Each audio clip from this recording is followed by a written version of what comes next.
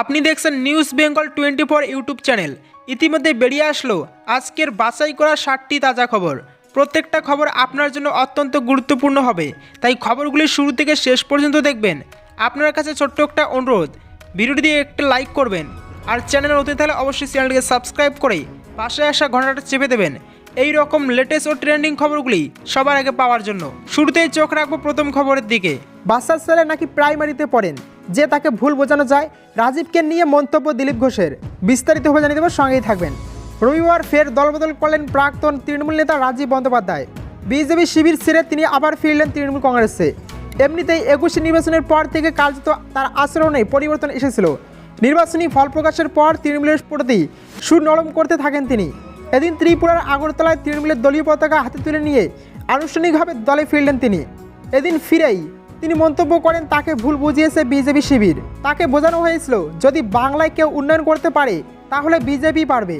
সেই মিথ্যার প্রতিশ্রুতিতে তিনি বিশ্বাস করে দল ছেড়েছিলেন।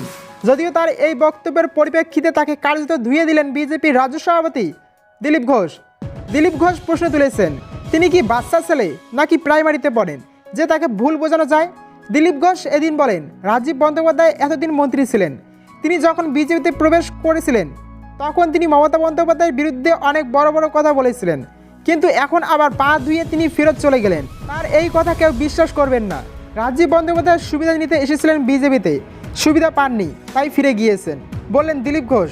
প্রসঙ্গত উল্লেখ্য, 21 বিধানসভা নির্বাচনের আগে তৃণমূলের রতি মহারথীরা তৃণমূল শিবির ছেড়ে বিজেপির শিবিরে পা রাখিয়েছিলেন। তবে নির্বাচনের পরপরই কার্যত তাদের মন বদলে গিয়েছে। নির্বাচনী ফল প্রকাশের পর বিজেপি তৃণমূলের কাছে হেরে যাওয়ার পর দলে ফিরেছেন অনেকেই। সেই দলবদলুদের দলে ফের সামিল হলেন রাজীব বন্দ্যোপাধ্যায়। পরবর্তী খবর, আপকে বার 25 পার ডাক দিলেন দিলীপ সুকান্তরা। বিস্তারিত হয়ে জানিয়ে দেবেন, সঙ্গেই থাকবেন। 19-এর ভোটে 18টি আসন জিতে হাতের স্বর্গ পেয়ে গিয়েছিল বঙ্গ বিজেপি। সেই সূত্রেই 21-এর ভোটের আগে অমিত শাহ ডাক দিয়েছিলেন আপকে বার 200 পার, কিন্তু 200 তো বহুদূর, তার অর্ধেক 100 আসনও পায়নি গেরুয়া শিবির।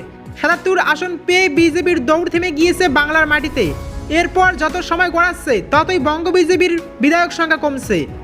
এখন বিজেপির বিধায়ক সংখ্যা 77 থেকে কমে এসে 70। আগামী দিনে যে তা আরও কমবে তা আর গ্যারান্টি বঙ্গ বিজেপির কোনো নেতাই দিতে পারবেন না।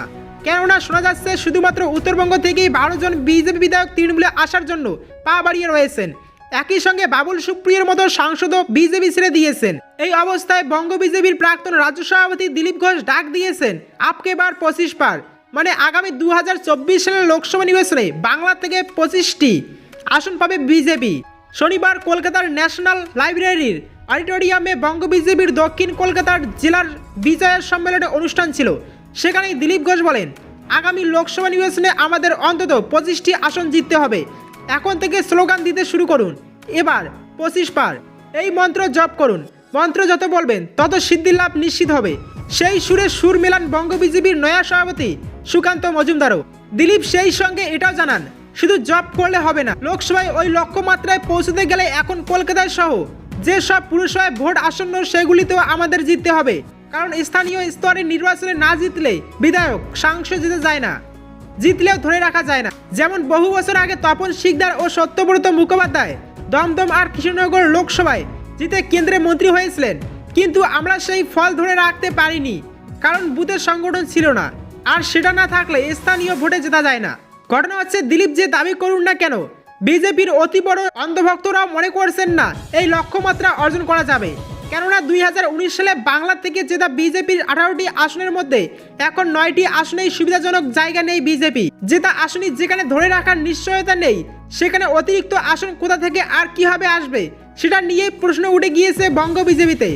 যে হারে এখন বঙ্গ বিজেপির বিধায়কেরা তৃণমূলের নাম লেখাচ্ছেন, তাতে করে 2024 সালে বিজেপি কার্যত 30-এর নিচে চলে গেলেও অবাক হওয়ার মতো কিছু থাকবে না। আবার শুধু যে বিধায়ক যাচ্ছে তাই নয়, দলের নেতাকর্মীরা থেকে শুরু করে বাবুল সুপ্রিয়র মতো সাংসদ বিজেপি ছেড়ে তৃণমূলে চলে আসছেন। কার্যত রাজ্য জুড়ে এখনও বিজেপির সংগঠন যে ধস নেমেছে তার সব থেকে বড় নমুনা মিলেছে এদিনই। দিলীপ ঘোষ বলেছেন, আপকে বার 25 পার, তখন কোচবিহারের দিনটায় নিজের বুথে এজেন্টকে বসাতে পারছেন না কেন্দ্রীয় স্বরাষ্ট্র প্রতিমন্ত্রী তথা সাংসদ নিশীথ প্রামাণিক। এই অবস্থায় দিলীপ কিভাবে 2024 সালের লোকসভা নির্বাচনের জন্য 25 আসনে জেতার লক্ষ্যমাত্রা বেঁধে দিলেন তা নিয়ে প্রশ্ন উঠতে শুরু করেছে রাজ্য রাজনীতিতে। দিলীপের এই ডাককে রীতিমতো কটাক্ষ হেনে তৃণমূলের তরফে দলের মহাসচিব পার্থ চট্টোপাধ্যায় জানিয়েছেন, স্বপ্নে যখন পোলাও খাবেন ঘি কম দেবেন কেন? আগে গোয়া, ত্রিপুরা, উত্তরপ্রদেশ, দিল্লি সামলান, পরে নবান্নের কথা ভাববেন। পরবর্তী খবর, আমি ওকে ঘৃণা করি, কৈলাসকে বেনজির আক্রমণ বিজেপি নেতা তথাগত রায়ের। বিস্তারিত হবে জানিয়ে দেব, সঙ্গেই থাকবেন। দলের বিরুদ্ধে আগেও একাধিকবার সরব হয়েছিলেন বিজেপি নেতা তথাগত রায়।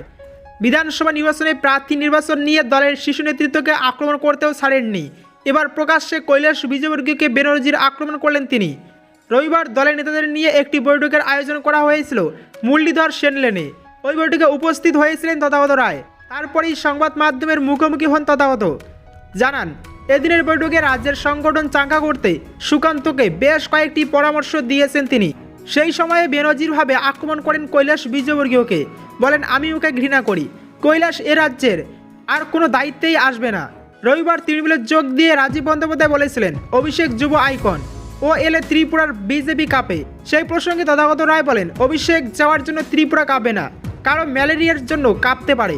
উল্লেখ্য, 21 নির্বাচনে বিজেপির ভরাডুবির পরেই প্রার্থী নির্বাচনেই গলদ ছিল বলে বারবার দাবি করেছেন তথাগত রায়।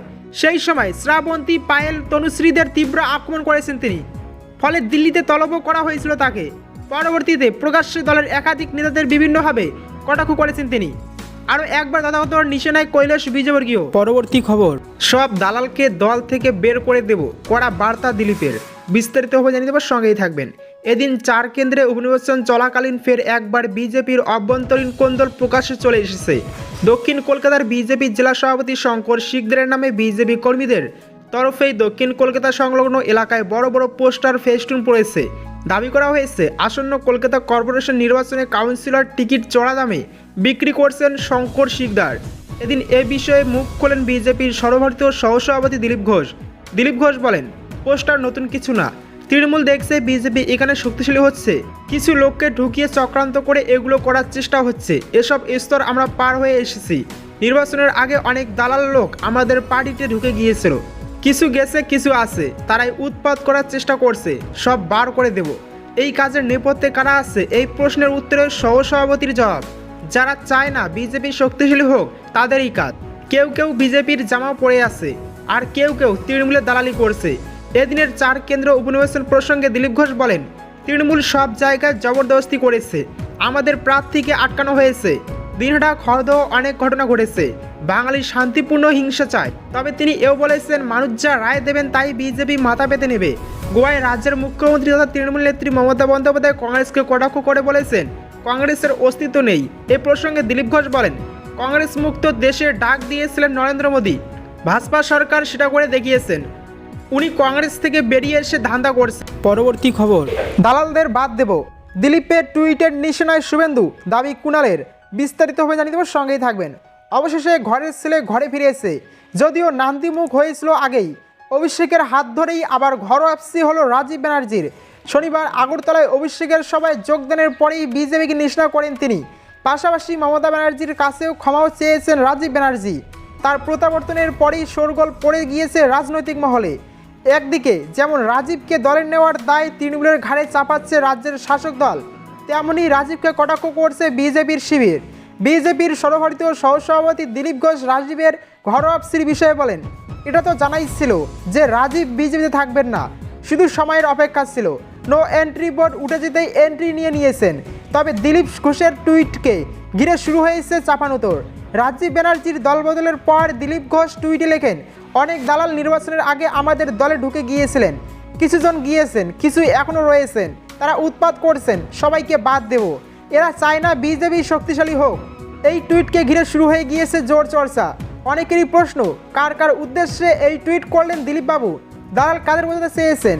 তৃণমূলের রাজ্য সাধারণ সম্পাদক কুণাল ঘোষের কথায় আসলে দিলীপ ঘোষ শুভেন্দু অধিকারীর উদ্দেশ্যে এই লেখাটি লিখেছেন।